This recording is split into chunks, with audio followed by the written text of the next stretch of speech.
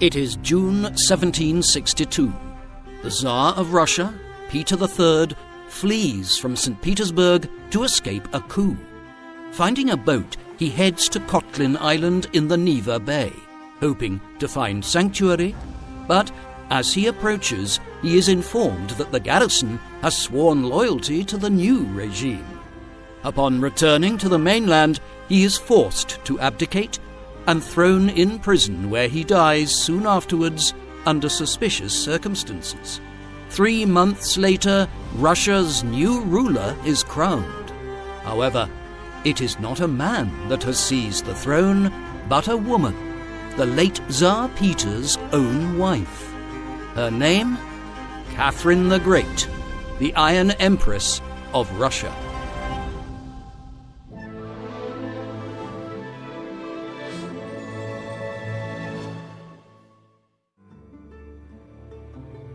The woman known to history as Catherine the Great of Russia was born as Sophie Augusta von Anhalt-Zerbst on the 2nd of May 1729 in the city of Stettin, on the coast of the Baltic Sea in the Pomerania region, which was then in the Kingdom of Prussia, but which lies in northern Poland today. Sophie's father was Christian August, Prince of Anhalt-Zerbst, a German nobleman who rose to prominence within Prussia as a military commander under its king Frederick II, or Frederick the Great, and who after a long military career was made a Knight of the Order of the Black Eagle, Prussia's highest chivalric order. He was ultimately promoted to the rank of General Field Marshal of the Prussian army in 1742. Sophie's mother, Johanna Elisabeth, was the daughter of Christian August of Holstein-Gottorp, who, in turn, was the youngest son of Christian Albert, Duke of Holstein-Gottorp, and his wife, the daughter of King Frederick III of Denmark, Princess Frederica Amalia. Joanna's brother, Adolf Frederick, was elected as King of Sweden in 1751, meaning that Sophie was related to some of Europe's most powerful royal families on her mother's side. Sophie was born into the noble elite of Prussian society, meaning that she was given the very best education from an early age under the tutelage of a French governess, although she later stated in reference to her youth that she could see nothing of interest or out of the ordinary in it. Despite her family's titles, lineage, and military background, Sophie's parents were of relatively modest means, and it was clear from a young age that they were seeking an advantageous marriage for Sophie in order to further the family's dynastic and economic interests. Meanwhile, in her childhood years, she was a precocious learner and also something of a flouter of social conventions. For instance, the woman who would become Catherine the Great has been described as having been something of a tomboy in her youth, at a time when such things were not in any way common for the daughters of aristocratic families. It was an early sign of the individualistic streak which would come to characterize her life and reign. Although she was born into a family of German aristocrats with ties to Sweden and Denmark, Sophie's life would be lived in Russia as Catherine the Great. Sophie was born 4 years after the death of Peter the Great, Tsar or Emperor of Russia. When he had come to the Russian throne in the late 17th century, Russia had still been an emerging power in Eastern Europe, one which had developed from the Duchy of Muscovy in the 16th century to dominate the lands from the White Sea south along the course of the Volga River to the Caspian Sea. It was, though, still something of a backwards power, rooted in the medieval past, with little by way of proto-industry and an archaic system of landholding and agriculture. It also had no access to the Baltic Sea, as Sweden still controlled the lands around what is now St. Petersburg, while it also had no access to the Black Sea in the south. The resulting lack of trade connections with Western and Central Europe meant that the ideas of the Renaissance, the scientific revolution, and the burgeoning Enlightenment had not penetrated Russia to anywhere near the same degree as other parts of Europe further to the west. Peter's reign had changed much of this. In the course of the Great Northern War, he had acquired access to the Baltic Sea at Sweden's expense and undertook the building of a great new capital on the shores of the Gulf of Finland, which he named St. Petersburg. He also initiated a major reform program whereby he sought to modernize Russia, undertaking lengthy tours of Western and Central Europe in person to discover new ideas to bring back to Russia to implement. While these measures had helped greatly to modernize Russia and earned Peter the epithet of Peter the Great, he had not left behind a male heir, and instability followed his death in 1725.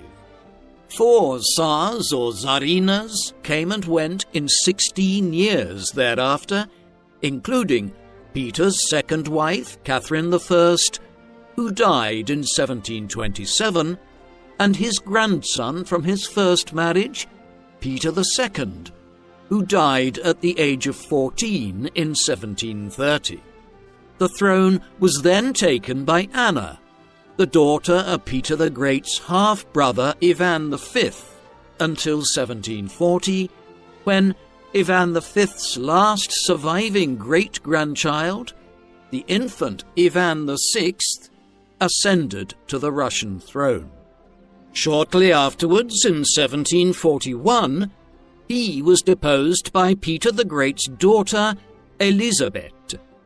Elizabeth finally provided some stability and would rule successfully for over 2 decades, down to 1762. However, she did not marry or produce a legitimate heir of any kind, and this would open the way for Sophie to become Catherine the Great, ruler of Russia, in due course, in quite a circuitous manner. It is also worth noting of this period that the decades following Peter the Great's reign had seen several Tsarinas ruling Russia, thus creating a strong precedent for female rule in a country which prior to Catherine I's succession in 1725 had never had a female monarch. As she grew older, it became evident to Empress Elizabeth that she would not marry and produce an heir of her own. Therefore, with much of the direct line of her father, Peter the Great, having largely died out, and in order to solve the impending succession issue, she decided that upon her death, the Russian throne would pass to her nephew, Charles Peter Ulrich of Schleswig-Holstein-Gottorp. He was the only surviving child of Elizabeth's elder sister Anna, from her marriage to Charles Frederick, Duke of Holstein-Gottorp. Anna had died in 1728 of a bacterial infection just 4 days after her son's birth. He was thus the only grandson of Peter the Great through her line. Another reason for Elizabeth choosing her nephew to succeed her was her fear of a coup that might attempt to restore the imprisoned former Tsar, Ivan VI, to the throne, whom she herself had deposed and since kept imprisoned over a period of many years. The prospect of Peter becoming Russia's new Tsar inevitably made him the most eligible bachelor in Eastern Europe, and it was this prospect, combined with both Sophie's and Peter's family connections within Prussia and Germany, that would eventually see her become his bride. As well as this, the marriage also had powerful backers within the Prussian state itself. Frederick the Great of Prussia, for instance, wanted to forge greater ties between Prussia and Russia against Austria, Prussia's great rival for dominance of Central Europe. However, these plans were in turn opposed by Elizabeth's Chancellor, Alexei Bestushov, who supported a pro-Austrian and anti-Prussian foreign policy. For Sophie, as a child growing up in Prussia in the 1730s and 1740s, she would have been largely oblivious to the political power games which surrounded her future marriage, particularly the potential marriage to Peter, the possible heir to the Russian Empire, after Elizabeth became Empress of Russia in 1741, when Sophie was just 12 years of age. Sophie had first met Peter when she was 10 and he was 11. At that juncture, he had just recently succeeded as Duke of Holstein-Gottorp following his father Charles Frederick's death in 1739. As such, the marriage prospect for her at this juncture was to a German duke. But later, the situation evolved for Sophie to potentially be marrying the heir to the Russian Empire. The initial meeting between the two was not exactly love at first sight. Sophie disliked her suitor's complexion and fondness for playing with toy soldiers. In time, she would grow to despise many other elements of his personality, notably his frivolous nature and his alcoholism. In 1742, at the age of 14, Peter relocated to Russia to begin his preparation to succeed his Aunt Elizabeth as ruler of Russia one day. There, she named him King of Finland for a brief time after Russia occupied large parts of that country during the Russo-Swedish War of 1741 to 1743. In 1744, Sophie, along with her mother, joined her future husband in Russia.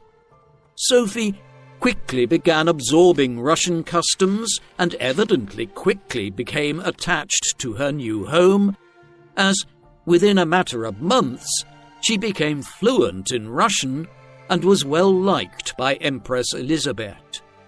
Yet, despite evidently impressing the Russian court, illness almost cut Sophie's life short in 1744 from what she would later describe as an attack of pleurisy, or an inflammation of the lungs that nearly killed her. In the end, she made a full recovery, meaning that plans for her marriage to Peter were accelerated thereafter. In preparation for that event, Sophie was formally accepted into the Russian Orthodox Church on the 28th of June, 1744. As part of this, she adopted the name Ekaterina, the Russian version of Catherine, and was known by this name going forward. A year later, on the 21st of August, 1745, at the age of 16, Catherine was finally married to Peter in the Russian capital, St. Petersburg. After the ceremony, Catherine and Peter made their home in the Russian royal residence of Oranienbaum, west of St. Petersburg. However, the couple's union proved to be an unhappy, distant one. The two disliked each other and both took lovers while living in separate apartments at opposite ends of the palace. Dislike would turn to hatred over the years, as Peter became increasingly unpopular within the royal residence, drilling his servants in the early hours of the morning and drunkenly bursting into Catherine's rooms late at night, leading her to state that he was an idiot and a good-for-nothing drunkard from Holstein. Despite their evident disdain for one another, Peter and Catherine's marriage resulted in children together over the coming years: a son, the future Emperor Paul I in 1754, and a daughter, Anna, in 1757, who died in infancy, though Peter suspected Anna was not his child. In the years that followed, Catherine would go on to parent two more children, Alexei, born in 1762, and Elizabeth, born in 1775, both of which were the fruits of relationships other than that with her husband. On Christmas Eve 1761, Empress Elizabeth suffered a massive stroke. She had been complaining of dizzy spells for some time, but had refused to take any of the medicine her physicians had prescribed her, and had even forbidden anyone to mention the word death in her presence. As a result, her health went into a rapid decline over the following weeks, and she ultimately passed away on the 5th of January 1762, aged just 52. This was the day that both Peter and Catherine had been waiting for, and soon afterwards Peter was crowned as Tsar Peter III, Emperor of Russia, whilst Catherine was given the title of Empress Consort, or Tsarina. They now moved from their marital home in Oranienbaum to the famous Winter Palace in St. Petersburg, but despite Peter's accession to the throne, he showed no desire to change his drunken, carousing ways or an inclination to become a more sober and mature ruler of the nation. Discontent towards the new emperor first manifested itself when Peter decided to support Prussia's Frederick the Great, who, despite previously trying to establish good relations with Russia under Elizabeth, had ultimately ended up at war with Russia as part of the 7 Years' War, a conflict in which an alliance led by Britain and Prussia was fighting one primarily consisting of France and Austria. Russia had been allied with France and Austria in the conflict until Elizabeth's death and had played an important role, even raiding Berlin, the Prussian capital, in October 1760. Peter almost immediately switched sides, allying with Britain and Prussia, a move which tipped the balance of power in Central and Eastern Europe in favour of Prussia against Austria. Ultimately, the British-Prussian-Russian alliance would emerge victorious from the conflict in 1763, with Austria failing to recover the province of Silesia from Prussia, a region it had lost 2 decades earlier, and the recapture of which had been the primary Austrian motivation in the war. Britain was the big winner, acquiring control of France's colonies in Canada and emerging as the dominant European colonial power in India. But the switch to aid Prussia had not been entirely popular at home in Russia, as Prussia was viewed as Russia's emerging rival in the Baltic Sea and Eastern Europe, and his actions immediately soured public perception of Peter as the new Tsar. Indeed, he would not live to see his decision to switch sides in the war bear fruit.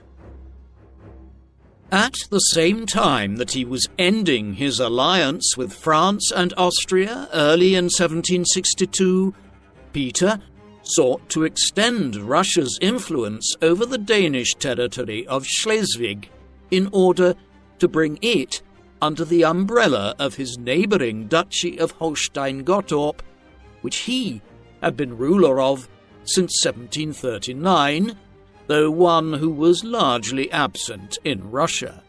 The Danes were greatly alarmed by his actions and threatened to annex the imperial free city of Hamburg in northern Germany in order to force the city's banks to give them loans in preparation for more sustained conflict with Holstein-Gottorp.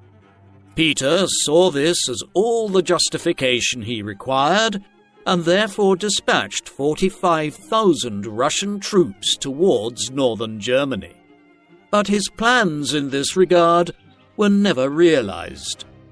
Already by the end of the spring of 1762, just a few short months into his reign, there was growing discontent about Peter's character and methods at court, and his management of Russia's foreign policy. Many of the malcontents were plotting with Catherine, a much abler and intelligent woman than her reviled husband, and someone who was viewed as a potential ruler in her own right, given Russia's recent history of female monarchy.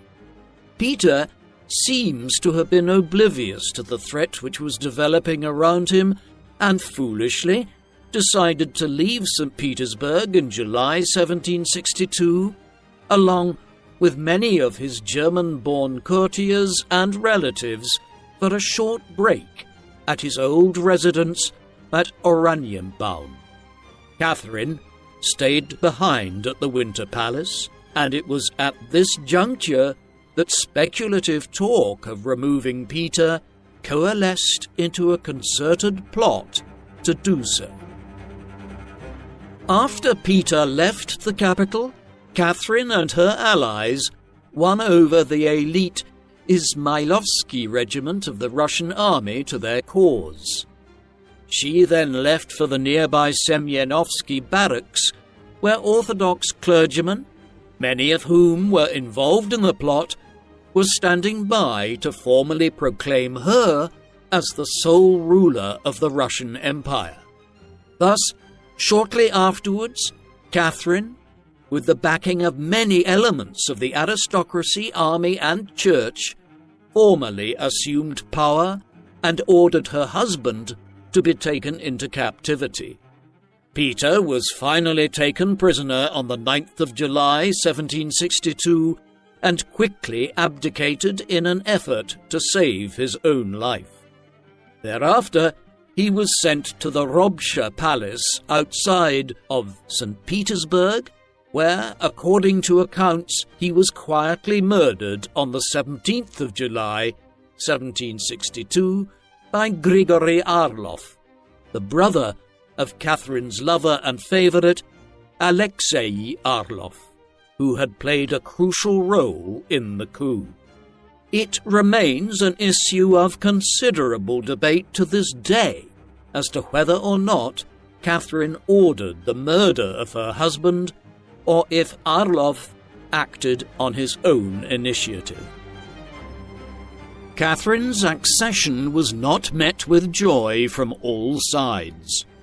This was evident in 1764, when a plot was foiled to release Ivan VI, the young Tsar that Elizabeth had deposed and placed under house arrest all the way back in 1741 from captivity, and place him on the throne.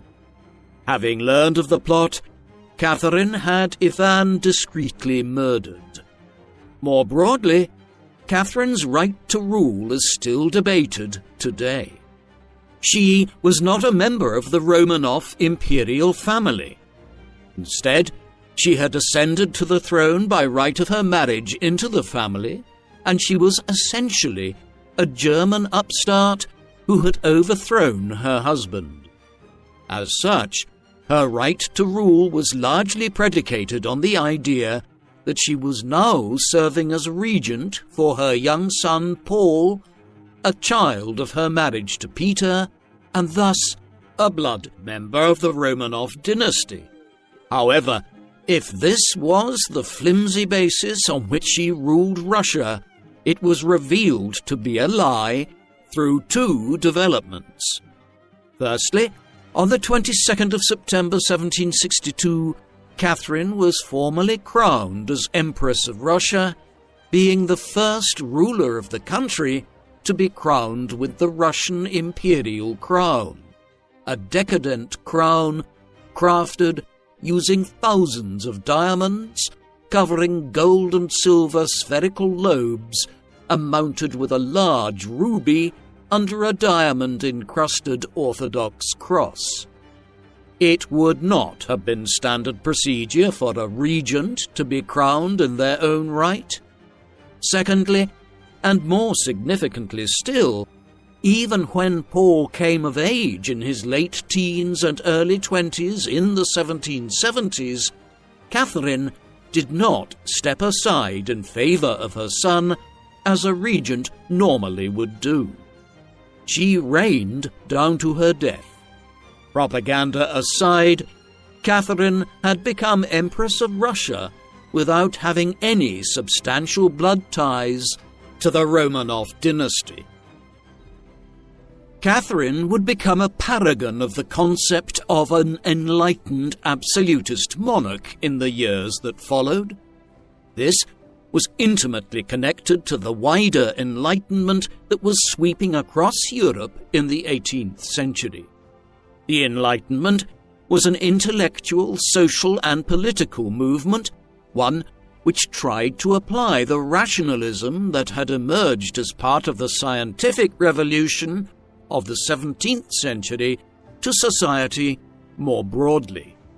It was led by writers like Voltaire, Jean-Jacques Rousseau, John Locke, David Hume, Thomas Paine, and Immanuel Kant, who argued that societies should be structured and politics managed in a way which aimed to benefit the mass of people in a country and lead to social progress in the fields of scientific and humanist knowledge, technology, industry, and economics.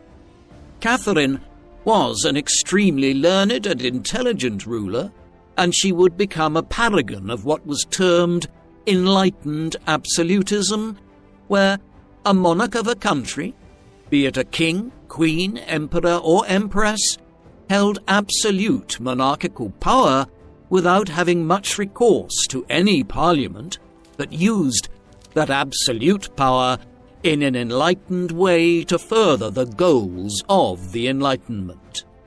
There were numerous enlightened absolutists in 18th century Europe, Peter the Great of Russia being one, half a century earlier, and Frederick the Great of Prussia being another, but many historians view Catherine as the preeminent example of a progressive ruler of this kind. After her coronation, Catherine set about the affairs of the Russian state and began to implement her intended program of reform and modernization. She was determined that her empire should be the equal of its European rivals, especially in terms of the strength of its economy, which in the mid-18th century was largely dependent on cheap, low-skilled peasant and serf labour. Serfdom had once been common across much of Europe, but by the time Catherine came to the throne in 1762, was long gone from countries like Britain and France, and had been on the decline in Central Europe. In an effort to create a more buoyant and industrious society, Catherine decided to supplement the unskilled Russian workforce by encouraging foreign migration eastwards, especially by German farmers, into the more fertile regions of her empire, particularly around the basin of the river Volga. These foreign farmers were proficient in more advanced agricultural methods and soon helped to increase agricultural output, especially in the cultivation of crops such as wheat, potatoes, sugar beet, and, somewhat surprisingly, tobacco, a crop which Peter the Great had initially introduced and which the production of boomed in Russia under Catherine. Livestock farming also flourished. The new efficiencies in turn enabled proto-industries such as carpentry and ironworking to grow more common in the lands of the Russian Empire. This policy soon paid Catherine dividends, as, during her reign, the Volga region became the agricultural center of the Russian economy. To aid this economic activity, Catherine's government introduced the use of printed paper money bills and the establishment of banks, innovations which had begun to appear in countries like England and the Dutch Republic as early as the late 16th century, and were designed to create financing for investment into farms and proto-industrial activity. Along with these economic reforms, Catherine instigated an overhaul of the Russian education system, which, like the other areas of her empire, lagged behind other European countries. To rectify this, the Empress established an education commission, which, during her reign, would transform the education of many of her subjects, providing education to many Russian people up to the age of 15. These reforms were overseen by Catherine's educational advisor, Ivan Betskoy, and included the setting up of special orphanages such as the Moscow Foundling Home and the Smolny Institute. The latter was a special school for girls, firstly of noble birth, and later female children from the growing Russian middle classes. Indeed, Catherine insisted that her younger subjects, be they girls or boys, should receive an education, and later in her reign, these educational reforms would also be rolled out across Russia. Estimates suggest that over 60,000 pupils passed through Catherine's state schools during her reign, which are said to have numbered in the region of 550 across Russia's many provinces. These schools were not like their modern contemporaries, as playtime was forbidden in favor of a curriculum based on the learning of mathematics, science, history, the Greek and Roman classics, philosophy, and other subjects of both a humanist and Enlightenment bent. There were certainly flaws to this system. Strict discipline, often involving corporal punishment, was maintained. Rooms were drab and cold places, and the provincial schools often were poorly resourced. Many noble families simply refused to send their children to state schools, while others objected to the Western European-style curriculum, which was perceived as being un-Russian. Despite these problems, it is widely acknowledged that Catherine improved and enlarged the Russian school system, though she was against the idea of universal education and actively prevented schools being set up for the poorer peasant classes and serf families. The reforms that were closest to Catherine's heart were her now famous patronage of the arts and literature in Russia. She established the Hermitage Museum in St. Petersburg in 1764 to house a vast collection of paintings which included parts of the royal collection built up by Peter the Great and other Russian rulers, and also a large number of paintings which she had agents working on her behalf purchase in Germany in the first years of her reign. Today, the Hermitage is one of the largest and most visited museums in the world. Catherine also tried her hand at producing her own creative works, including fictional stories, her own extensive memoirs, as well as some comedic plays. Her work even earned the praise of some of Europe's most celebrated writers and philosophers, such as Voltaire, who Catherine exchanged correspondence with for nearly 15 years, and who gave her the title of the Star of the North in recognition of her enlightened rule. Though the two never met, the Empress grieved for Voltaire when he died in 1778, and later bought from his relatives a substantial proportion of his books and papers, some of which he had gathered as part of a project to write a history of Russia under Peter the Great, one which was never realized. These papers and books of Voltaire's are housed in the National Library of Russia today. Catherine, like many rulers in Eastern Europe, was wary of liberating the lower classes entirely and stopped short of abolishing or even drastically reforming the institution of serfdom, a form of medieval peasant tenure that tied serfs to the estate of a lord or landlord and considerably limited their freedoms.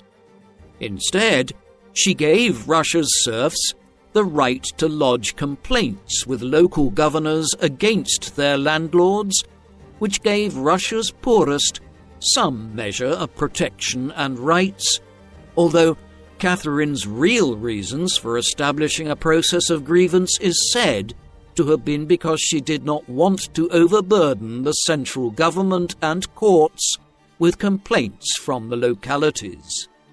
Catherine also gifted state-owned farms to nobles, meaning that their workforce then became serfs overnight. She even reversed a proclamation of Peter the Great that prevented the Orthodox Church from owning serfs.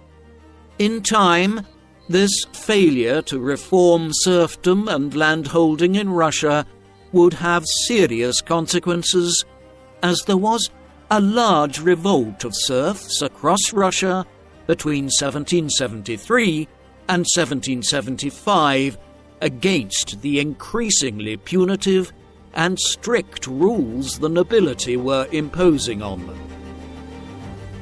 This rebellion is known today as Pugachev's Rebellion, after Yemelyan Pugachev, a former army officer who used widespread unrest in the early 1770s in the Russian countryside to set up an alternative government in the name of the late Tsar Peter III, which was located in the area between the Volga River and the Ural Mountains to the east.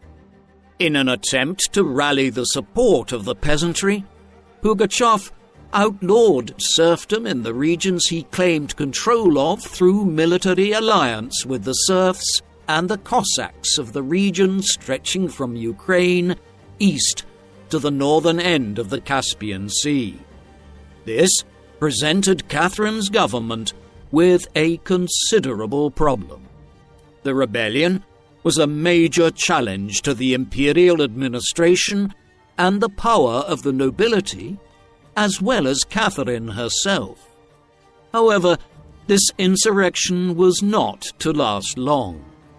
Late in 1774, an army of Catherine's, under the command of General Johann von Michelsen, a German commander in Russian employment, defeated Pugachev's main army at what was then known as Tsaritsyn, but which has since variously been called Stalingrad and Volgograd.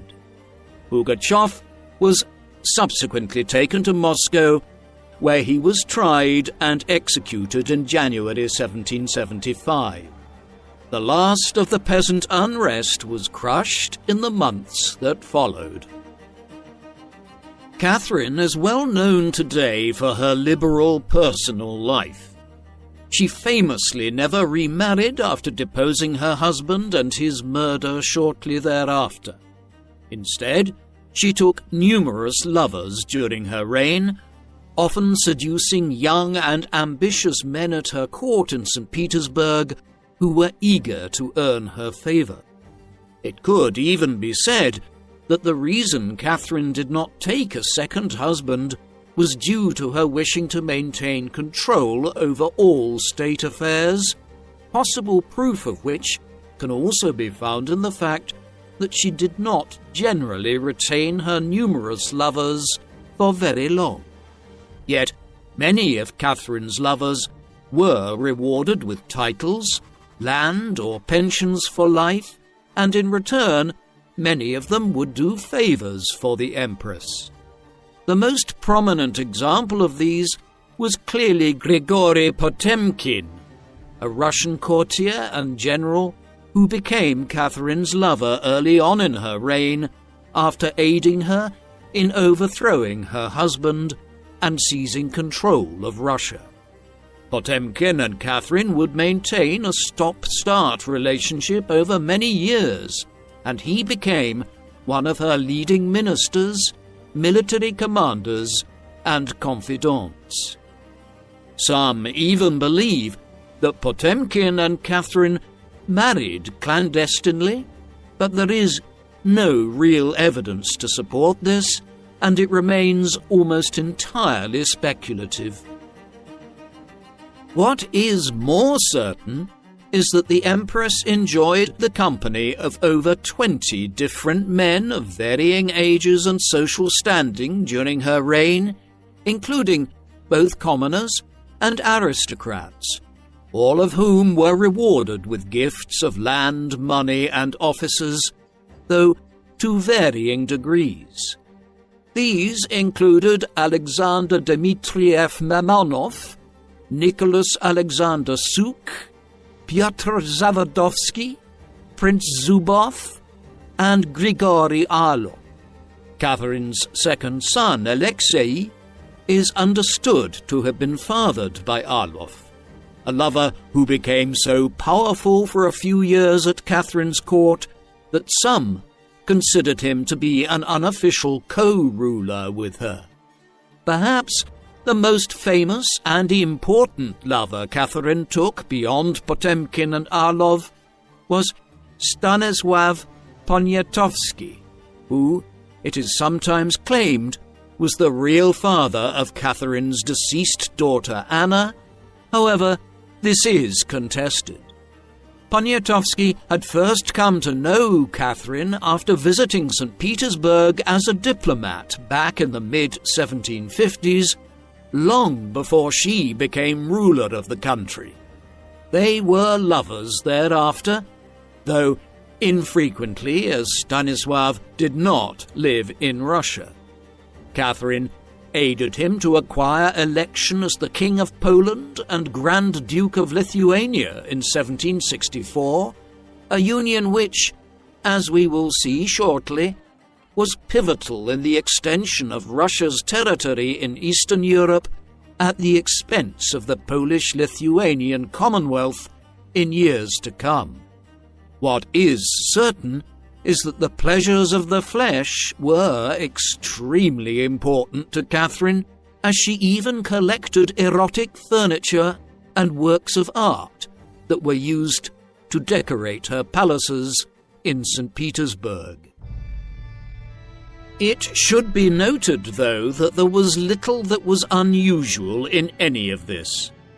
Male monarchs all over Europe in the early modern era maintained a string of mistresses and often sired many illegitimate children. Charles II, King of England, Scotland and Ireland between 1660 and 1685, for example, had over half a dozen prominent mistresses and engaged in many casual affairs, from which he sired upwards of 24 children. He probably did not know exactly how many children he had. King Philip II, who ruled Spain and its empire for most of the second half of the 16th century, might have been a pious champion of Roman Catholicism on the international stage, but this did not prevent him from having a gallery of paintings at the Escorial Palace in Spain featuring nude women striking erotic poses. What was unusual about all of this in Catherine's case was that a female monarch was acting in such a libertine fashion, and that she had little reservations about letting her court and the rest of the world know about her many relationships and promiscuity. In this, as in so many other things, she was ahead of her time. Catherine's relationship with Stanisław Poniatowski took on a deeper significance in the early 1770s. By that time, he had been King of Poland and Grand Duke of Lithuania for several years. The Polish-Lithuanian Commonwealth, which he ruled, had once been a great European power, stretching in the 16th century from the Baltic Sea south into Ukraine and towards the Balkans and the Black Sea, covering much of modern-day Lithuania, Latvia, Poland, Belarus, and Ukraine. It had begun to decline thereafter, and by the mid-18th century was something of the sick man of Europe. The central government had become weak, and powerful aristocrats were virtually independent of the central government in Poland itself. More pressingly, the Commonwealth was surrounded by 3 states that had become more powerful in the 17th and 18th centuries, while it was becoming weaker, specifically Prussia and Austria to the west, and Russia to the east. Catherine's reign would see the gradual dismemberment of the Commonwealth and annexation of it by these 3 neighbouring powers through a series of agreements known as the Partitions of Poland. Catherine was a major driving force behind the Partitions of Poland. As early as 1768, she had begun to interfere in the internal politics of the country, a move which provoked a revolt in the east of the Commonwealth, known as the War of the Bar Confederation.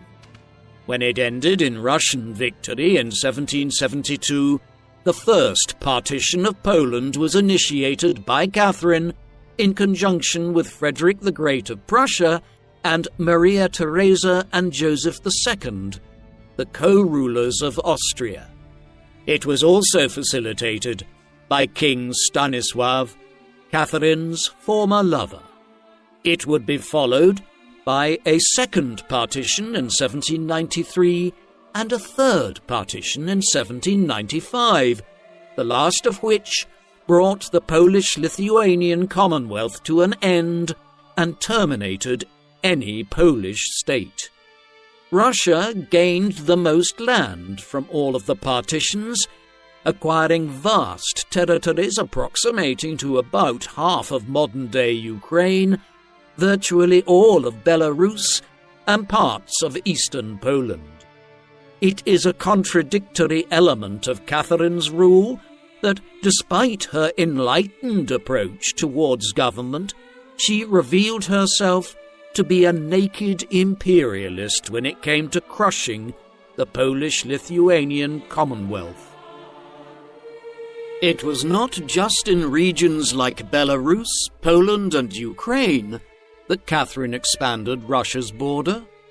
For 2 centuries prior to her accession, Russia had been expanding southwards, first down the course of the river Volga to the Caspian Sea, and then seeking to acquire lands on the shores of the Black Sea at the expense of the Ottoman Turks and their allies in the region, such as the Crimean Tatars.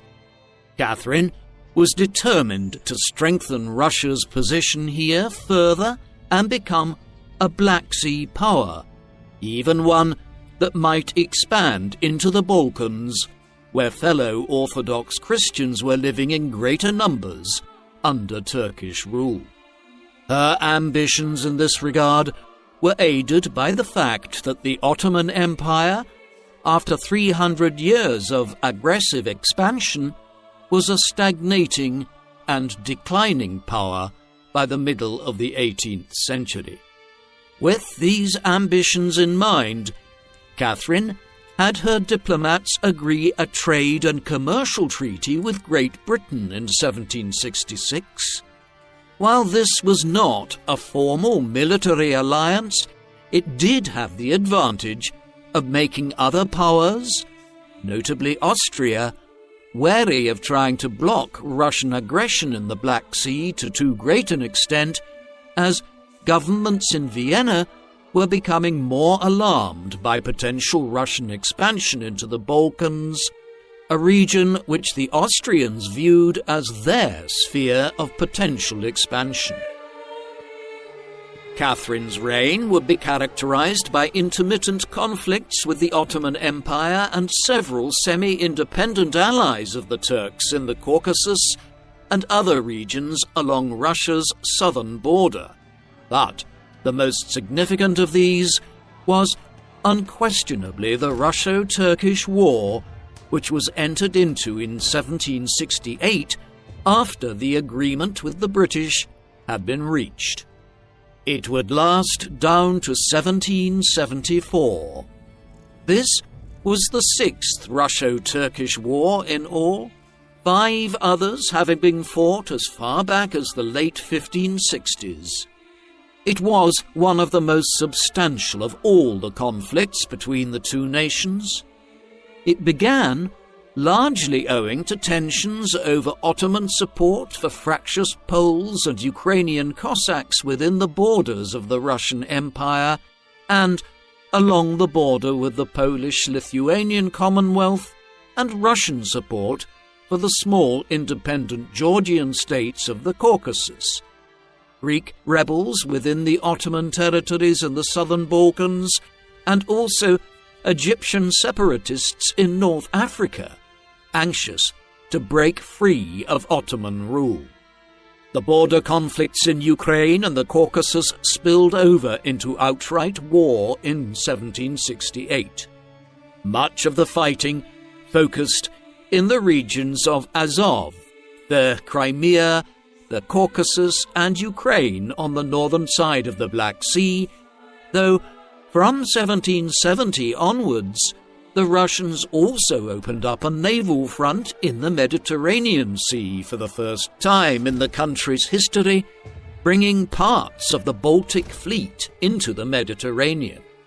It was at this juncture that the Russians began aiding their fellow Orthodox Christians in Greece. The Mediterranean expedition, led by Count Alexei Orlov, the alleged murderer of Tsar Peter III back in 1762 after the coup that had brought Catherine to power, was enormously successful, splitting the Ottomans' forces between the northern front and revolts among the Greeks and others in the Mediterranean. Owing to all of this, when the Treaty of Küçükkaynarca was agreed in 1774, the Ottomans ceded most of their lands on the northern side of the Black Sea to the Russians, notably the region around southern Ukraine, while the Crimean Tatars became a Russian vassal in all but name. In the course of the 1780s, the Crimean Peninsula was then politically annexed into the Russian Empire. The Ottomans were also forced to make major concessions to respect the rights of Orthodox Christians within their empire and their religious allegiances to the heads of the Orthodox Church in Russia. All in all, the sixth Russo-Turkish victory ended in a comprehensive victory for Russia, one which made it a Black Sea power and signalled the beginning of the decline of the Ottoman Empire as a major European power. Although she had previously converted to the Russian Orthodox faith, Catherine did not practice her religion with any great enthusiasm. Indeed, during her reign, she seized extensive amounts of church property and even sold the belongings of the country's clergy and monasteries to pay for her wars. Yet, on the other hand, she still protected the Orthodox religion by restricting and regulating the practice of other faiths, such as Roman Catholicism and Islam, and offered foreigners financial inducements to convert to the Orthodox faith upon immigrating to the country. However, Catherine's policies towards the Jewish people were entirely different from her policies towards other religions.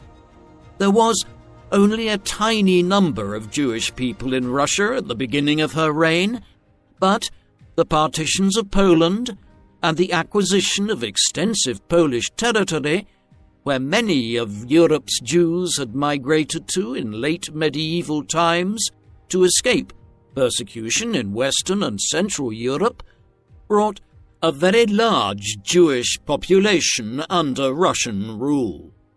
Catherine allowed her new Jewish subjects to, effectively, live as separate entities within Russian society, independent of the Orthodox Church, in return for higher taxes, although Jews who converted were exempt from these taxes and also allowed to join the mercantile classes as free citizens.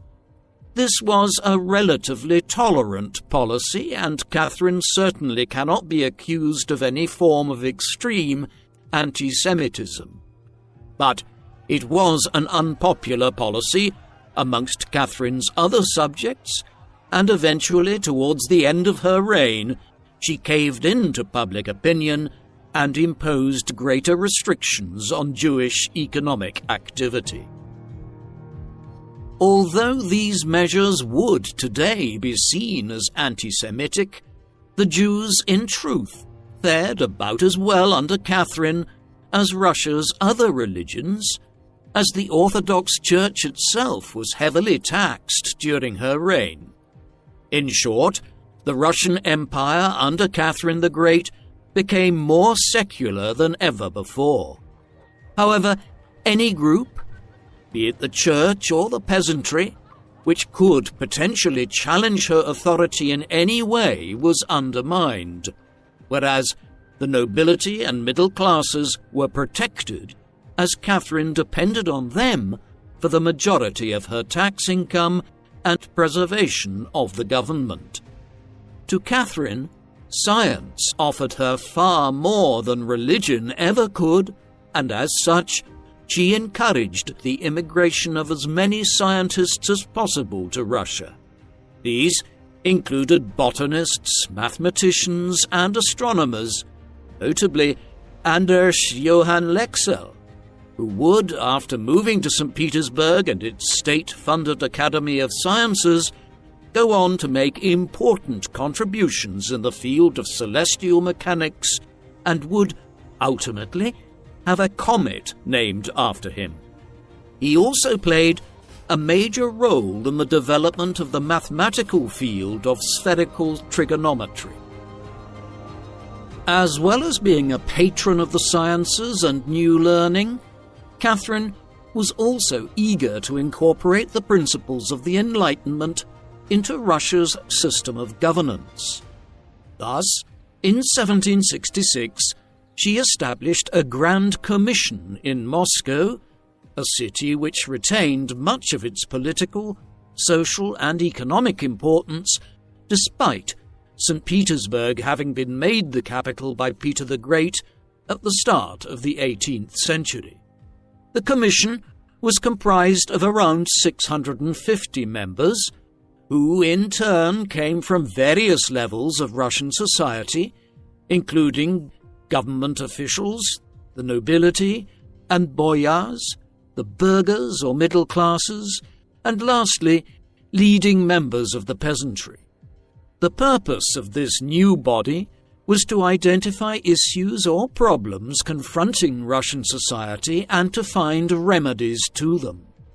Yet, Catherine was no democrat of any kind, and to ensure that this prototype parliament did not overextend its remit, she also issued a list of instructions that the commission was to operate in adherence with the concepts of enlightened absolutism. However, it soon became evident to many within the Russian nobility, as well as Catherine herself, that this body was in danger of introducing democratic government within Russia, meaning it was soon dissolved. Despite this failure, the Empress did undertake several governmental and legal reforms to the Russian state, including the strengthening of the apparatuses of provincial government and restricting the power of the nobility by issuing the Charter of Towns or Cities and the Charter of the Gentry in 1785. The latter pieces of legislation placed all people into 6 social groups in order to curtail the power of nobility by creating a new upper-middle-class population. It was around this time that the prospect of war with the Ottoman Empire reared its head once again, as Russia's southern rival attempted to retake the territories it had lost to Catherine in 1774. The Seventh Russo-Turkish War lasted from 1787 to 1792. In the course of it, the Ottomans were ultimately defeated once again. It was this second conflict with the Turks that gave Catherine's cousin, King Gustav III of Sweden, the opportunity he had been seeking to attack his northern rival, as he was experiencing domestic discontent within Sweden at the time and decided to attack Russia along the Baltic coast in June of 1788 in order to bolster public opinion in Sweden to his rule. His ultimate goal was to attack St. Petersburg from Sweden's territory in Finland and force concessions from the Russian. But the Russian Baltic fleet was able to defeat the Swedes in the Battle of Hoogland on the 17th of July 1788, meaning that the Swedish king's plans for an invasion of Ingria were sidelined, as were any Russian hopes of advances after the later Battle of Svensksund in July of 1790, in which the Russians were in turn defeated themselves. This forced both sides to conclude a peace treaty in August 1790, in which they returned broadly to the situation which prevailed prior to the 2-year-long war. Spurred on by these successes, Catherine's final military endeavour would be her war on Persia, in what is now referred to as the Persian Expedition of 1796. Persia was the pre-modern name for Iran, a country where the Qajar dynasty had recently seized power and which ruled extensive territory in Central Asia and the Caucasus region in the 18th century. The conflict between Russia and Persia started after the Muslim kingdom, under Aga Muhammad Khan Qajar, had invaded Georgia in the Caucasus the year before. Catherine responded by ordering her forces to march against the Muslim power. Many people within Russia assumed this expedition would be led by the veteran commander Ivan Gudovich. However, Catherine instead chose the relatively young and inexperienced Count Valerian Zubov, the brother of her lover, Platon Zubov. He quickly pushed the Turks back into modern-day Iran. However, despite the success of Valerian and the high regard the Empress had for his brother, the Zubovs would soon be cast into disfavor when Catherine's son Paul came to the throne after her death.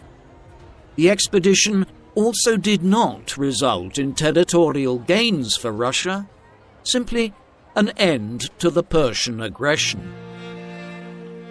Catherine's views on enlightened rule took something of a severe turn in the final years of her reign. This was strongly related to occurrences on the other side of Europe, in France. In the summer of 1789, following many years of fiscal, agrarian, and social crises, the French Estates General convened at the royal palace of Versailles outside Paris. Over the next weeks, King Louis XVI and his ministers lost complete control of the political situation, and, by the late summer, the French Revolution was fully underway. It began as a semi-moderate political revolution, one driven largely by minor aristocrats, lawyers, and other middle-class professionals who wanted to reform the country into a constitutional monarchy. Then, in the course of the early 1790s, it became more and more extreme, eventually resulting in 1792 in the abolishing of the monarchy and the creation of a French republic, followed by the execution of the king and queen. The Reign of Terror, in which radical revolutionaries took over the government and initiated a wave of political violence against perceived counter-revolutionaries, murdering and imprisoning tens of thousands of French men and women, followed in 1793 and 1794. From Russia, Catherine looked on aghast at these developments, no doubt troubled at the manner in which the same ideals of the Enlightenment which she had long championed in Russia had spiraled into such bloodshed in France, and what she viewed as mob rule. Nonetheless, while she abhorred what was occurring on the other side of the continent, she did not join other nations like Britain, Austria, and Prussia, which went to war against the revolutionary government of France in the course of 1792 and 1793, arguing that Russia did not have anything to gain from a conflict which did not directly threaten its borders or interests. It did, though, dampen her reform program considerably at home in Russia in the last years of her reign. During the later stages of her reign, Catherine sought to form greater ties with the new Swedish king, Gustav IV Adolf. When he visited St. Petersburg in the autumn of 1796, Catherine attempted to arrange a marriage between Gustav and her granddaughter, Paul's daughter, Alexandra, whom she hoped would become the Queen of Sweden. Initially, all seemed to be going well, as a royal ball was arranged to be held on the 11th of September 1796. The engagement of 17-year-old Gustav and 13-year-old Alexandra was due to be announced at this. However, much to Catherine's displeasure, the Swedish king failed to attend the festivities and instead left for Stockholm, as he was aggrieved that his prospective bride would not convert to the Lutheran Protestant faith. Gustav, instead, went on to marry Frederica of Baden the following year, and any prospective alliance between Russia and Sweden, after many years of enmity between the two nations, was scuppered.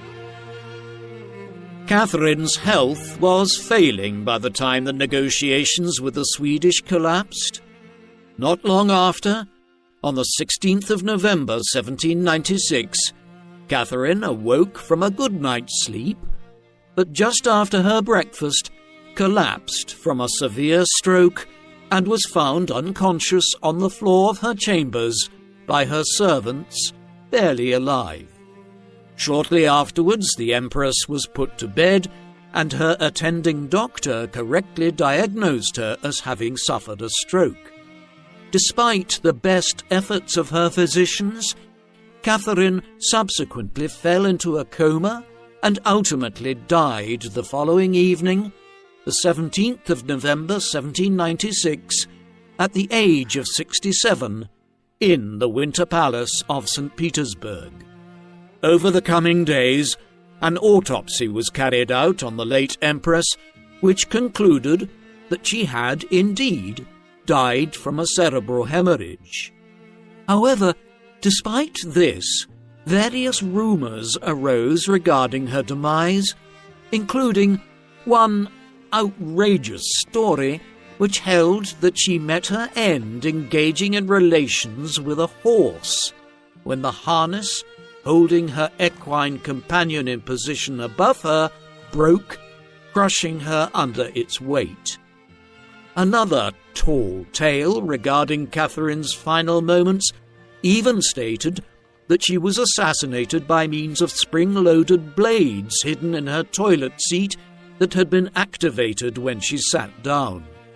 Historians agree that all of these accounts are fanciful in the extreme. Ultimately, Catherine the Great was laid to rest wearing a silver brocade dress and a golden crown in the Peter and Paul Cathedral in St. Petersburg. Catherine's passing created something of an issue around the succession. Her relationship with her eldest son and the perceived heir for much of her reign, Paul, had become strained from as early as the mid-1780s, as he entered his 30s, having been born all the way back in 1754, relatively early on in her marriage to Peter. Accordingly, Catherine had taken Paul's sons, Alexander and Constantine, into her household in the 1780s and begun raising them as if they were her own sons. It became clear over time that she intended to make Alexander, the elder of the two, her heir. Therefore, it was broadly against Catherine's wishes that Paul claimed the throne anyway following the death of his mother, and it remains unclear to this day if he had her last will and testament destroyed in order to hide the fact that Alexander had been named as the heir. He also passed the Pauline laws in 1797, one of which established the principle of primogeniture firmly in law in Russia, which held that the eldest male son of the previous monarch would always succeed them. Paul's reign was short, only lasting until the spring of 1801, when he was assassinated in St. Petersburg as part of a plot amongst the Russian nobility at his unpopular reign. Consequently, less than 5 years after her own death, Catherine had her wish when her 23-year-old grandson ascended as Tsar Alexander I.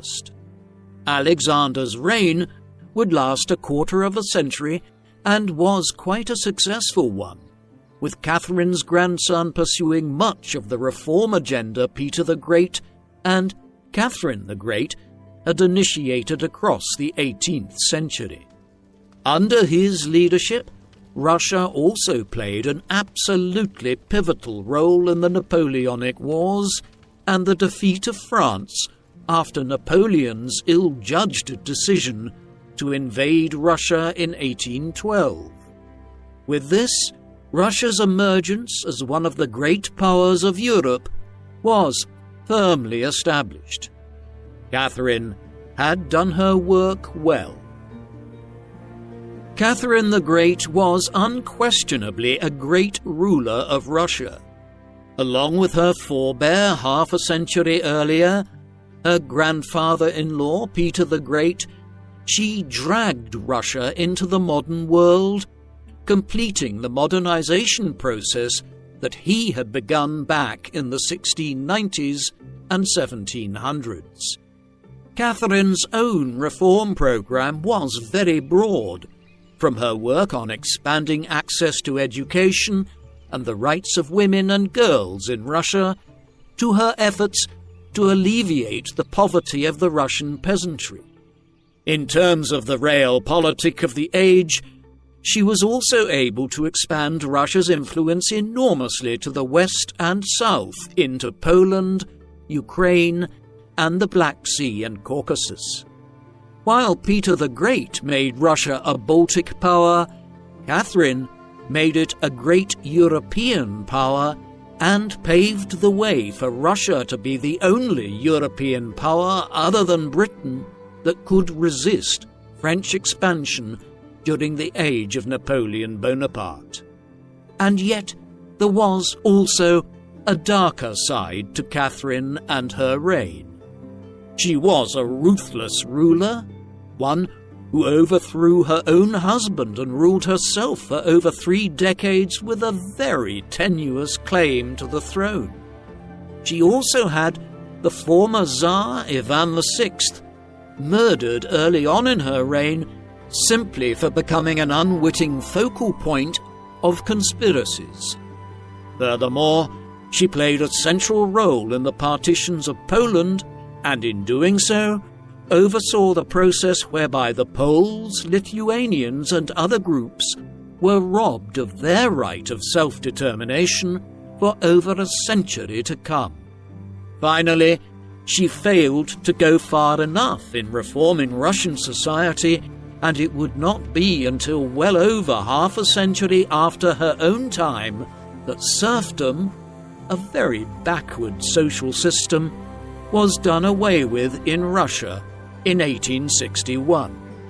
Catherine was unquestionably a great ruler and an enlightened one, but she was far from perfect.